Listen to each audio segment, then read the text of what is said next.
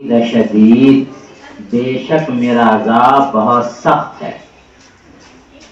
اس لیے ہم لوگوں کو اللہ کا شکر ادا کرنا چاہیے، اور اللہ کا شکر یہ ہے کہ آپ یہاں پر پڑھ رہے ہیں تو پڑھتے ہوئے اللہ تبارک تعالیٰ کا احسان ماننا چاہیے، اور اس بات پر خوش ہونا چاہیے کہ اللہ تبارک تعالیٰ نے ہم لوگوں کو علم دین کی توفیق نصیب فرمائی۔ علم دین کی توفیق یہ بہت بڑی توفیق ہے، اور اس پر اللہ کا شکر ادا کرتے رہنا چاہیے۔ اسی طریقے سے ایک حدیث ہے، من لم یشکر الناس لم یشکر اللہ۔ جو لوگوں کا شکریہ ادا نہیں کرتا ہے گویا کہ وہ اللہ کا بھی شکریہ ادا نہیں کرتا ہے۔ لہذا آپ کی تعلیم جن لوگوں نے جو قربانی دی ہے، تمام لوگوں کی قربانی کو یاد کرنا چاہیے، اس کا شکریہ ادا کرنا چاہیے۔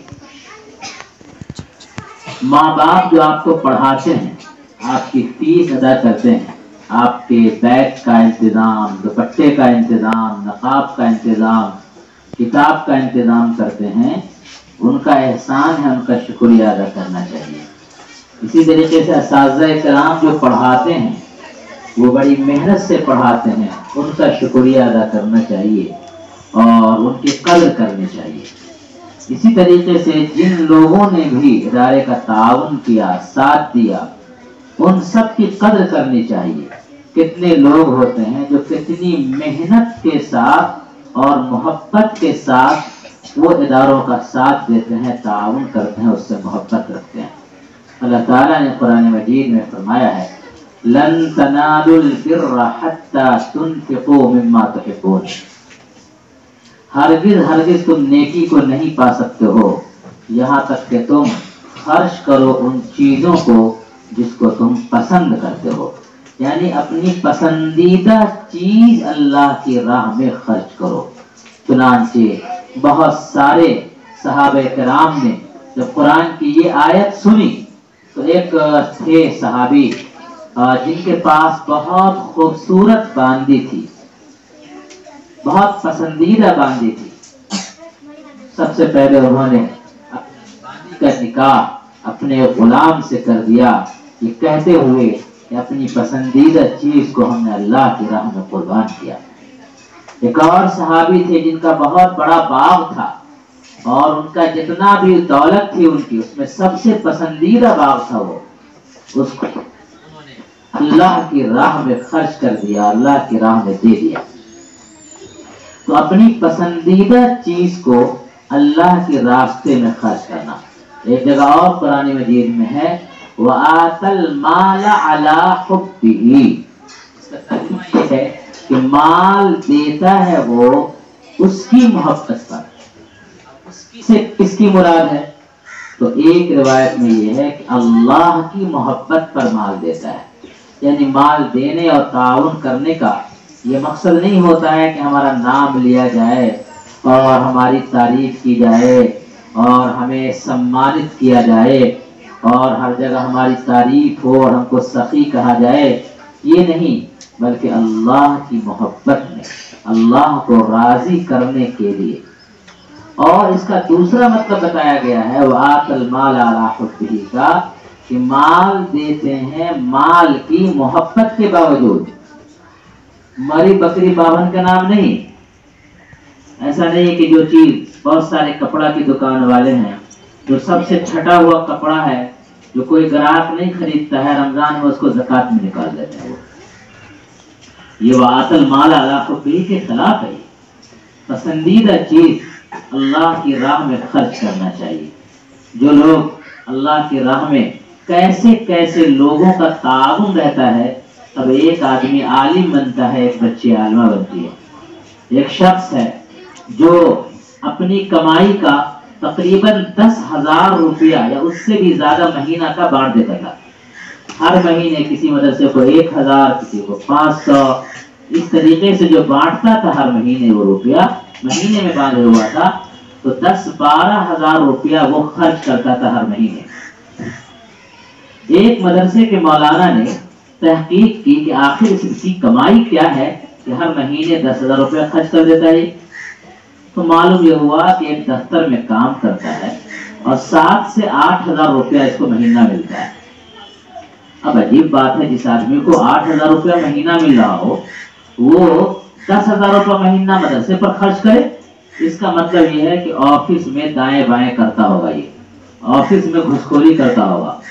اس کی کمائی کہاں سے ہے، گھر کہاں سے چلتا ہے کہ 10 ہزار بانٹ دیتا ہے، 8 ہزار میں 10 ہزار بانٹ بھی دیتا ہے، گھر بھی اس کا چل جاتا ہے، تو آفس میں دائیں بائیں کرتے ہوں گے۔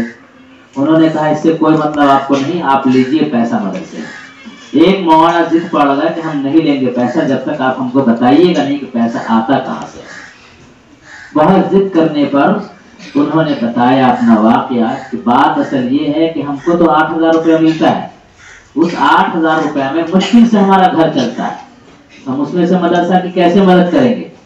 تو ہم کیا کرتے ہیں، شام کو 4 بجے آفس سے چھٹی مل جاتی ہے، اس کے بعد ہم گھر آ جاتے ہیں، 4 سے لے کر 6 تک 2 گھنٹہ ہم آرام کرتے ہیں۔ اس کے بعد نارمل ہمارے گھر میں رات میں کھا پی کے 11 ساڑھے 11 12 بجے تک سونے کا معمول ہے۔ ہم کیا کرتے ہیں، 4 سے 6 2 گھنٹہ آرام کر لیتے ہیں اور 6 بجے ہم کرائے کا آٹو لے کر کے نکل جاتے ہیں شہر میں۔ کرائے پر ٹیمپو ملتا ہے، جو آپ ٹیمپو چلا کر کے اس کو لائیے اور دن میں 200-250 روپیہ اس کو دے دیجیے، پورے دن کا کرایہ، رات کا کرایہ تو اسی کا آدھا ہوگا، تقریباً 150 روپیہ یا 200 روپیہ ٹیمپو والے کو دینا پڑتا ہے۔ تو وہ کیا کرتا ہے کہ ایک ٹیمپو والا جو ٹیمپو چلاتا تھا وہ آ کر کے 4-5 بجے تک ٹیمپو لگا لیتا تھا اور رات بھر اس کا ٹیمپو لگا رہتا تھا۔ اس نے کہا بھائی تمہارا ٹیمپو لگا رہتا ہے، ہم ٹیمپو چلا لیں گے شام کے 6 سے 12 تک اور تم کو تمہارے ٹیمپو کا کرایہ دے دیں گے۔ کہا ٹھیک ہے، اچھی بات ہے، ہمارا ٹیمپو کھڑا رہتا ہے، لے جاؤ۔ وہ آدمی لے جاتا تھا، شام 6 بجے سے لے کر رات کے 11 ساڑھے 11 12 بجے تک ٹیمپو چلاتا تھا اور وہ ٹیمپو وہ مدرسے کے لیے چلاتا تھا۔ اس کا کہنا تھا اس سے جو ہم کو پیسہ ملتا ہے وہ ہم صرف مدرسے کے لیے اتنا وقت ہم دیتے ہیں، 8 ہزار ہماری تنخواہ میں سے ہم نہیں دے سکتے ہیں، تو ہم اس میں سے آٹو چلا کر کے جو پیسہ ہوتا ہے تیل بھراتے ہیں اور آٹو والے کو کرایہ دیتے ہیں، اس کے علاوہ جتنا پیسہ بچتا ہے وہ سارا کا سارا پیسہ ہم مدرسے کے لیے کماتے ہیں۔ ایسی محنت سے کمانے والے اور اتنی محبت سے دینے والے لوگ ہیں۔ دارالعلوم دیوبند کا جب قیام عمل میں آیا، کئی سالوں تک اس میں کھانا نہیں بنا۔ گاؤں کے لوگوں نے کہا کہ ہم خود کھانا بنا کر کے بچوں کو کھلائیں گے، چنانچہ وہی لوگ کھلاتے تھے۔ اس کے بعد پھر باورچی رکھا گیا، کھانا بننا شروع ہوا۔ ایک شخص تھا دیوبند میں، وہ گھاس کا کام کرتا تھا۔ ہمارے یہاں جانور اتنا زیادہ نہیں پالتے ہیں، دوسری جگہ پر باضابطہ جانور کے چارہ کو کھیت میں اگایا جاتا ہے، گھاس ہوتی ہے، اس کو کاٹا جاتا ہے، پھر اگ جاتا ہے، پھر کاٹا جاتا ہے، پھر اگ جاتی ہے وہ گھاس، اور اس طرح گھاس بیچ کر کے وہ آدمی، وہی اس کی کمائی تھی۔ تو وہ گھاس جاتا تھا مارکیٹ میں صبح صبح بیچنے، اور جتنا پیسہ ملتا تھا اس کو گھاس بیچ کر کے، اس پیسے کو 3 حصے میں بانٹتا تھا۔ وہ ایک حصہ وہ اپنے گھر کے خرچ کے لیے رکھتا تھا، ایک حصہ بازار سے گھر آتے ہوئے راستے میں غریبوں میں بانٹ دیتا تھا، اور ایک حصہ پیسہ وہ بچا کے رکھتا تھا۔ مان لیجیے اگر 60 روپیہ ملا اس کو، تو یہ سمجھ لیجیے کہ 60 روپے میں 20 روپیہ راستے میں خرچ کر دیتا، 20 روپیہ گھر میں خرچ کے لیے رکھتا اور 20 روپیہ جمع کرتا تھا۔ وہ اس طرح سے کر کے پورے سال تھوڑا تھوڑا پیسہ کر کے جمع کرتا تھا، اور پورے سال جب پیسہ جمع ہوتا تب دارالعلوم دیوبند کے ٹیچروں کا، اساتذہ کی دعوت کیا کرتا تھا، اور اتنی محبت سے محنت سے دعوت کرتا تھا۔ وہ اساتذہ کرام اس کی دعوت کھاتے تھے تو کہتے تھے کہ ان کی دعوت کھانے کے بعد 1 مہینہ تک منہ سے اچھی خوشبو آتی ہے، نورانیت محسوس ہوتی ہے۔ ایسے ایسے اداروں سے محبت کرنے والے لوگ الحمدللہ رہے ہیں، اسی وجہ سے ادارے پنپتے ہیں، پھولتے ہیں، پھلتے ہیں، بڑھتے ہیں، پروان چڑھتے ہیں۔ الحمدللہ یہاں پر آپ کے سامنے جو مہمان ہیں، ان کو مہمان کہتے ہوئے خراب لگتا ہے، یہ اپنے گھر کی ہیں، ممبر ہیں۔ الحمدللہ इनमें से एक ने अपना पूरा मकान दिया हुआ है 2017 से, और दरभंगा शहर में और लोग जान रहे हैं कि मदरसा चल रहा है, वो मदरसा उन्हीं की जगह पर चल रहा है अल्हम्दुलिल्लाह। और वहाँ पर से कितनी बच्चियां हैं जो पढ़ करके, कुरान सीख करके, हदीस सीख करके अल्हम्दुलिल्लाह जा करके अपने घरों में हैं, दीन की खिदमत अंजाम दे रहे हैं अल्हम्दुलिल्लाह। ये जो मस्जिद आपको नजर आ रही है, मैंने कल शायद आपके सामने जिक्र किया था कि एक औरत अगर चाहे तो भाई बहन के दरमियान ऐसी फूट डाल दे। हर भाई बहन अपने बहुत मोहब्बत रखते हैं आपस में, लेकिन जैसे वो औरत आती है सबसे पहले बहन से उसको छुड़ा देती है, जिसको ननद कहते हैं। ननद के लिए वो आग बन जाती है और ऐसी ऐसी हरकत और ऐसा ऐसा कान भरना शुरू करती है कि वो शौहर जो उसका है अपनी बहन से नफरत करने लगता है। ऐसा भी किरदार औरतों का है, लेकिन ऐसा भी किरदार औरतों का है कि एक औरत मक्कतुल मुकर्रमा जाती है और वहां देखती है कि यहाँ हम लोगों के लिए दीन सीखने के लिए कोई मदरसा नहीं है, तो मक्कतुल मुकर्रमा में अपने खर्च से मक्का मुकर्रमा में काबा के करीब में मदरसा बना देती है। उस मदरसे का नाम मदरसा सौलतिया। अल्हम्दुलिल्लाह 2008 में जब मैं गया था तो बाज़ाब्ता मदरसा सौलतिया देखने गया था। वह हमारे बुजुर्गान दीन वहीं ठहरते थे, अब वो हरम के हिस्से में आ गया है वो मदरसा, और खातून ने कुर्बानी दी।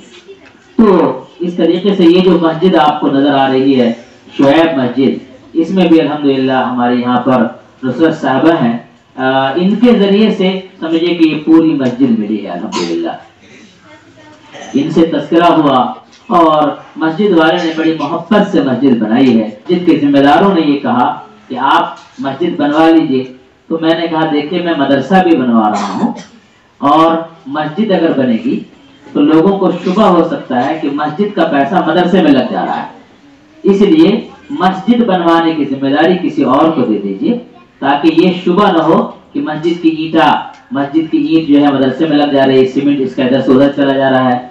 ये हो सकता है शुबा भी हो, धोखा भी हो सकता है, इसलिए आप लोग खुद से बनवाइए। अल्हम्दुलिल्लाह शुरू से आखिर तक पूरी मस्जिद बनाई है अल्हम्दुलिल्लाह जमीन के साथ। अल्लाह का शुक्र है, अल्लाह ताला उन लोगों को शान अजर अता फरमाए। जो लोग भी नुसरत साहिबा और जो लोग भी यहाँ पर उसमें वास्ता बनी है, रजिया साहिबा हैं और भी दीगर हैं, फैयाज साहब हैं, अल्लाह ताला सबको जज़ाए खैर अता फरमाए।